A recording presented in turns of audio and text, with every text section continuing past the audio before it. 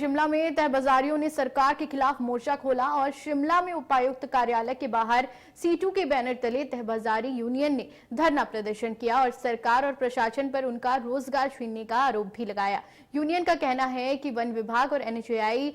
Street vendor policy 2014 का उल्लंघन कर तहबाजारियों को बसाने के बजाय उजाड़ने का काम कर रहे हैं। हमारे देश में मई के महीने में 2014 में एक कानून बना जिसको स्ट्रीट वेंडर्स एक्ट कहा गया।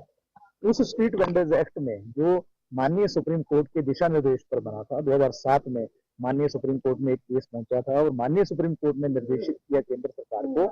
कि एक ऐसा कानून बनाया जाए जिसमें जो रेडी फड़ी तहबाजारी का काम करते हैं, छोटे जो कारोबारी हैं, ढाबा संचालक हैं, उनको सेटल किया जाए। कानून के अंदर लिखा है उसको उजाड़ा नहीं जाए, ये शब्द लिखा है, उनको उजाड़ा नहीं जा सकता, उनको सेटल करना है। और अगर मान लो कभी सरकार को या प्रशासन को ये लगता भी है कि कोई ऐसी जगह है जहां एम्बुलेंस ले जाने में दिक्कत है या फायर ब्रिगेड ले जाने में दिक्कत है, तो वहां से अगर उनको डिस्प्लेस भी किया जाएगा तो ऐसी जगह बसाया जाएगा जहां उनका कारोबार चले।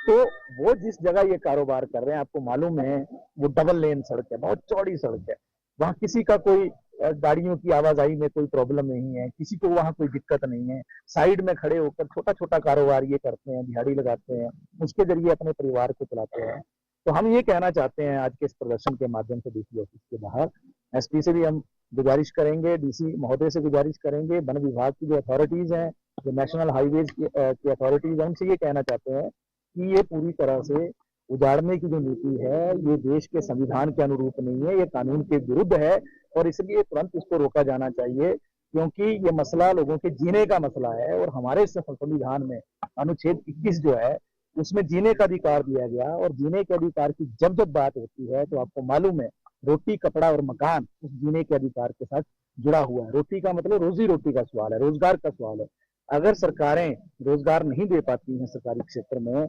लोगों को, तो लोगों ने जिंदा रहने के लिए कुछ तो करना है, अपने पेट को भरने के लिए, अपने परिवार को चलाने के लिए। और अगर ये गरीब लोग हैं, जैसा कि स्ट्रीट वेंडर्स एक्ट में कहा गया, जैसे सुप्रीम कोर्ट की पॉलिसी में कहा गया कि गरीब लोग हैं, इनको भी जीने का अधिकार है। और लगभग 4 करोड़ के करीब लोग जो हैं पूरे देश के अंदर ऐसे हैं जो इस तरीके का कारोबार करते हैं, तो उनको बसाना उद्देश्य होना चाहिए था, लेकिन उनको उजाड़ा जा रहा है। तो हम ये बताना चाहते हैं कि अगर ऐसी कोई कार्रवाई होगी तो निश्चित तौर से इसका मुकाबला होगा, इसकी खिलाफत होगी, उसके खिलाफ एक बड़ा आंदोलन होगा।